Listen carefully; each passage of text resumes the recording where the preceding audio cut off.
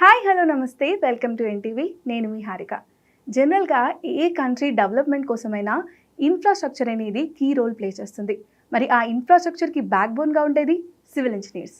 అలాంటి ఒక సివిల్ ఇంజనీరే ఈరోజు మన స్పెషల్ గెస్ట్. ఆయన పేరు రాజ్ కుమార్ గారు. ఎంటెక్ ఎల్ఎల్బి చేశారు. All India association for consulting civil engineer member ఆయన, board of governments member, international council for కన్సల్టెంట్స్లో ఉన్నారు, and also southern Indian chair for consulting engineer association of ఇండియాలో కూడా ఉన్నారు. ఆయన ఇదే ఫీల్డ్లో 25 ఇయర్స్ నుంచి స్ట్రక్చరల్ ఇంజనీర్గా వర్క్ చేస్తున్నారు. వాళ్ళ వైఫ్ చేతనా జైన్ గారు ఒక ఆర్కిటెక్ట్ కూడా. సో ఇంకా లేట్ చేయకుండా ఆయనతో మాట్లాడదాము, అన్ని విషయాలు అడిగి తెలుసుకుందాం. నమస్కారం అండి, ఎలా ఉన్నారు? నమస్కారం, బాగున్నామమ్మా. సో 25 ఇయర్స్ నుంచి ఇదే ఫీల్డ్లో ఉన్నారు. అసలు మీ జర్నీ ఎలా స్టార్ట్ అయింది, ఎలా సాగుతుంది? 25 years after engineering, I joined in a various factories I got experience. దాంట్లో యాజ్ ఎ రెసిడెంట్ ఇంజనీర్గా చేసి ఇమీడియట్గా 1-2 years తర్వాత we started our consultancy, planning, designing and construction. So అప్పటి నుంచి బాగానే సాగుతుందమ్మా. We are very happy now. So స్టార్టింగ్లో ఇనిషియల్ డేస్లో ఏమైనా ఛాలెంజెస్ అనిపించాయా ఈ ఫీల్డ్లో? Definitely for any civil engineer, initial days అంటే first 5 years is threshold period, very crucial period. ఎందుకంటే సివిల్ ఇంజనీర్ అప్పుడే కాలేజ్ నుంచి బయటకు వచ్చిన తర్వాత కరెక్ట్గా అవకాశాలు దొరకక, నైపుణ్యం ఉపయోగించిన వాళ్ళు లేక, కొంతమందికి నైపుణ్యం లేక, సో ఈ విధంగా చాలా స్ట్రగుల్, మేము కూడా స్ట్రగుల్ పడ్డాం. అంటే స్ట్రగుల్ అంటే మేము సెల్ఫ్ ఎంటర్ప్రైజింగ్ స్టార్ట్ చేసిన తర్వాత, అంటే కొత్తగా బయటకు వచ్చిన తర్వాత వర్క్లు తీసుకోవాలన్నా ఇవ్వాలన్నా ఎవరికైనా కొంచెం సందేహం ఉంటుంది కదా.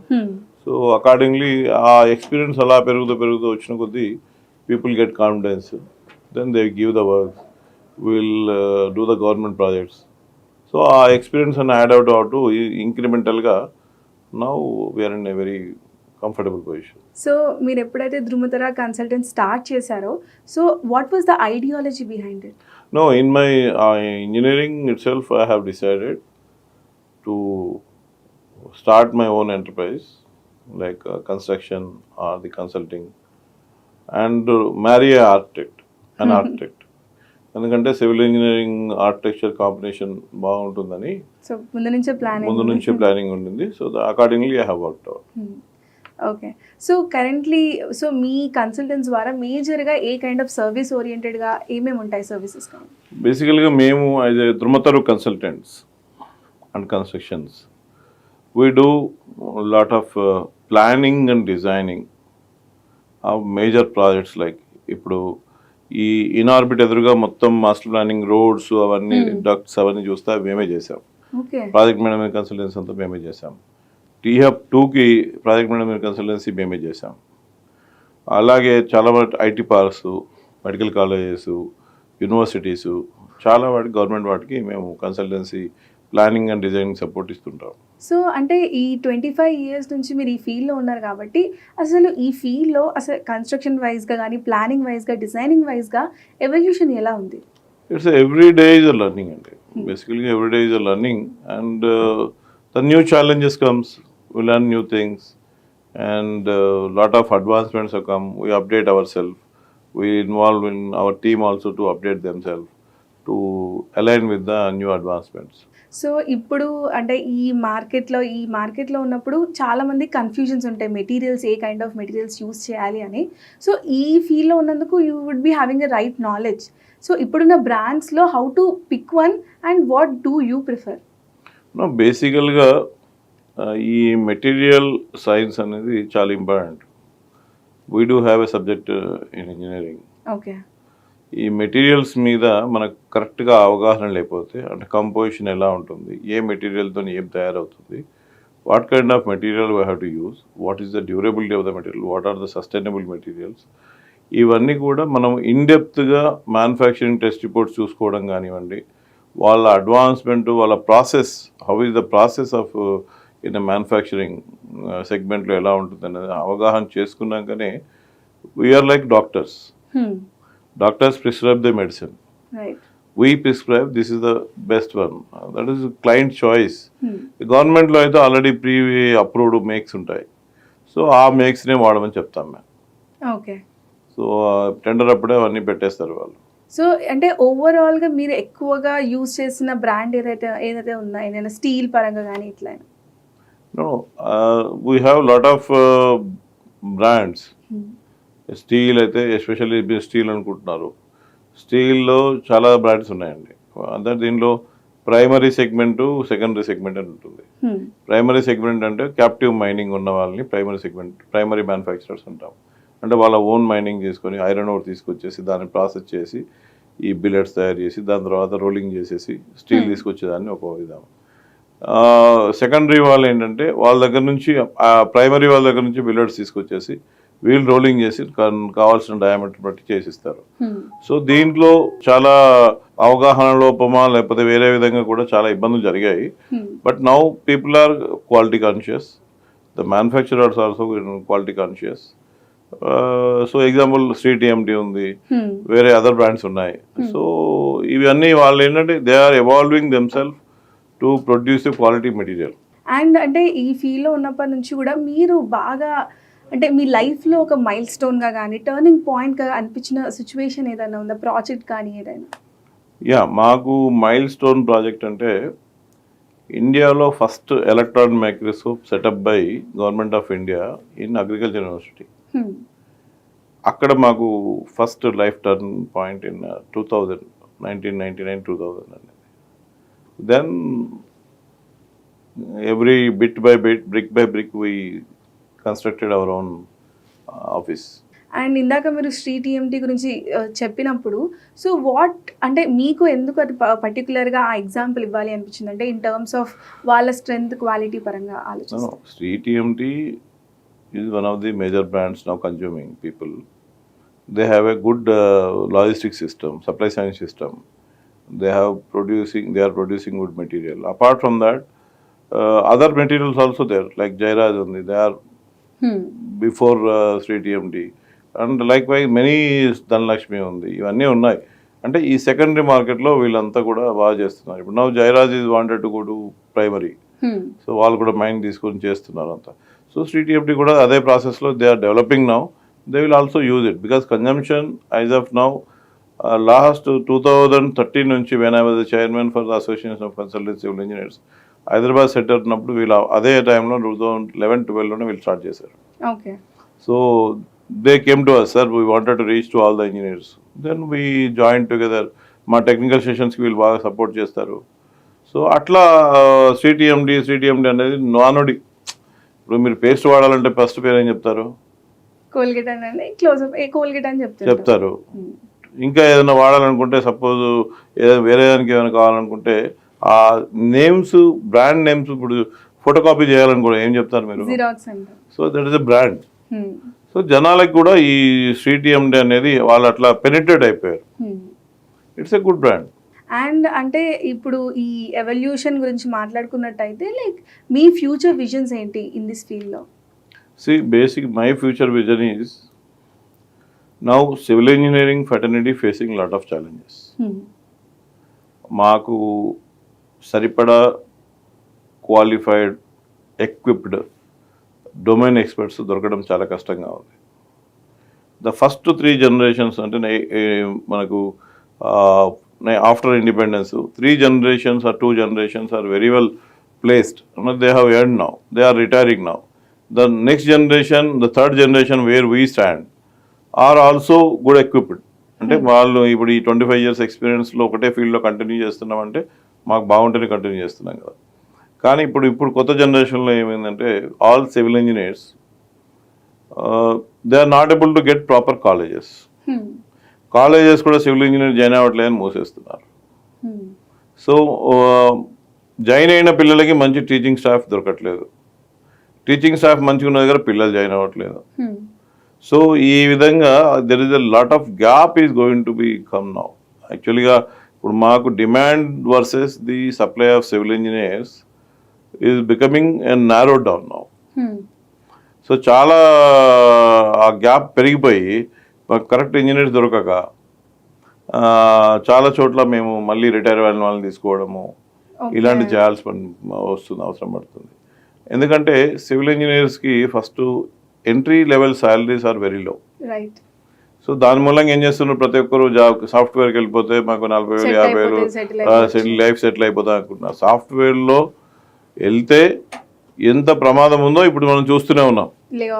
ఎక్కడ కానీ ఎక్కడ చూసినా అవన్నీ జరుగుతూ ఉన్నాయి. కానీ సివిల్ ఇంజనీర్లో ఒక మిడ్ లెవెల్ అంటే 4-5 years after experience, if you have a good talent and good expertise, good domain expert చేసుకుంటే అసలు తిరిగి ఉండదు.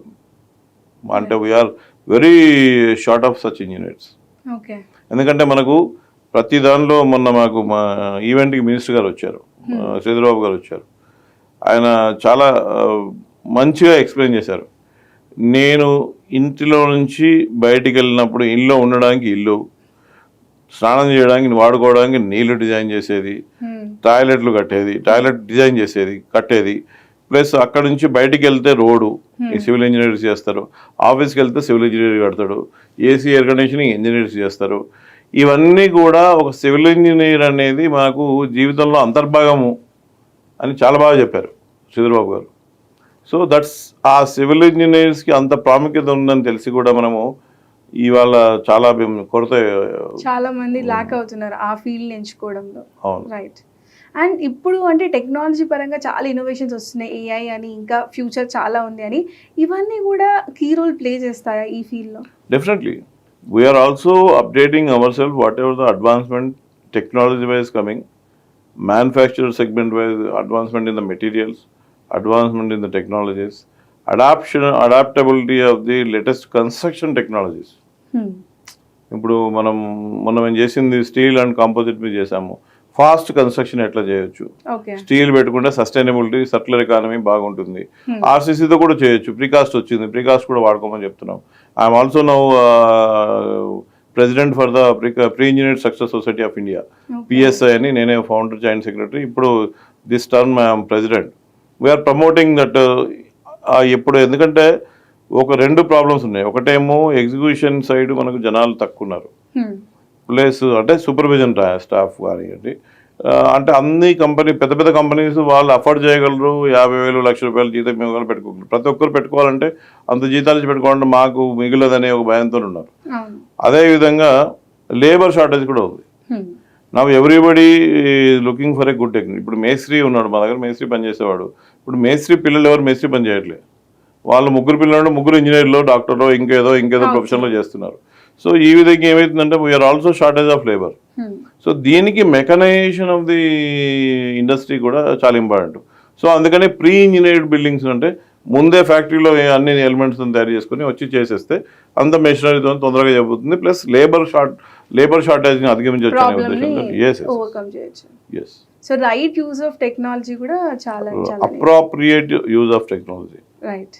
అండ్ మీరు అంటే ఇన్ని ప్రాజెక్ట్స్, గవర్నమెంట్ బేస్డ్ ప్రాజెక్ట్స్ చేస్తున్నారు, లేకపోతే కమర్షియల్గా, రెసిడెన్షియల్గా ప్రాజెక్ట్స్ చేస్తున్నారు.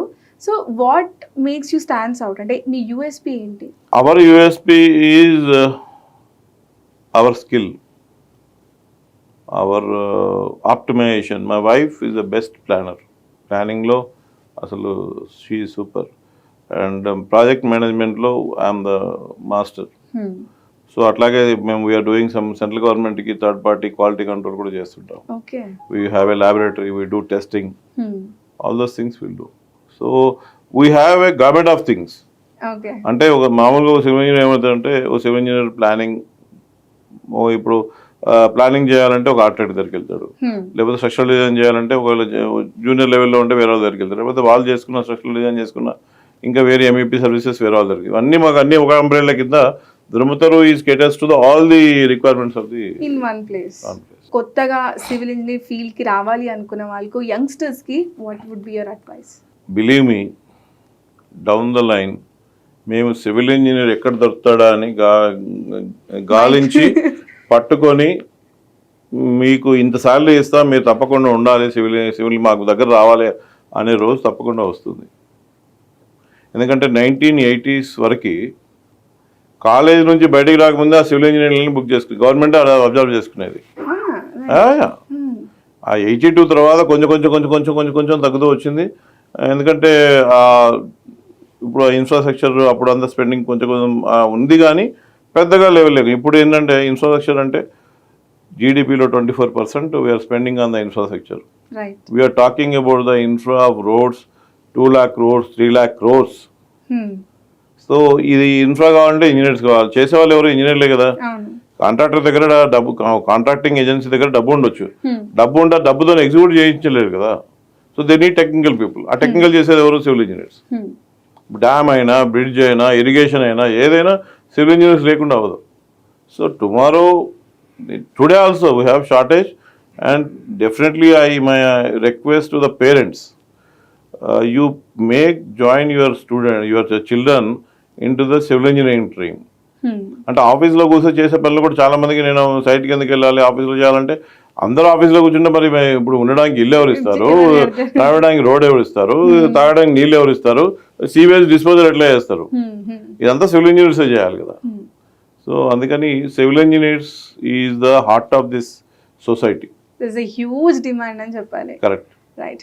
అండ్ లాస్ట్లీ మీ ఫ్యామిలీ నుంచి కానీ, మీరు ఇందాక అన్నట్టు పేరెంట్స్ నుంచి కూడా సపోర్ట్ కావాలి అనేది, సో మీ ఫ్యామిలీ నుంచి సపోర్ట్ ఎట్లా ఉండే ఇనిషియల్ డేస్ నుంచి, అండ్ కమింగ్ ఓవర్ మీరు ఇచ్చే సపోర్ట్ ఎట్లా?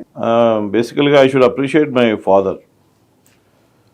ఈ actually wanted me to, because is a doctor, he wanted me to become a doctor. Okay. But అప్పుడు మాకు ఎంసెట్లో చాలా తక్కువ సీట్లు, 200-300 ర్యాంక్ వస్తే కానీ ఆ మెడిసిన్ రాదని చెప్పేసి నేను ఇంజనీరింగ్ సైడ్ వెళ్ళిపోతాను. ఇంజనీరింగ్ మా ఫాదర్ పట్టుబట్టి చేపించాడు. So it credit goes to my parents. That made you today. Yes, all credit goes to my parents. Right. It was really nice talking to you, and we had a wonderful discussion. Thank you so much. Thank you.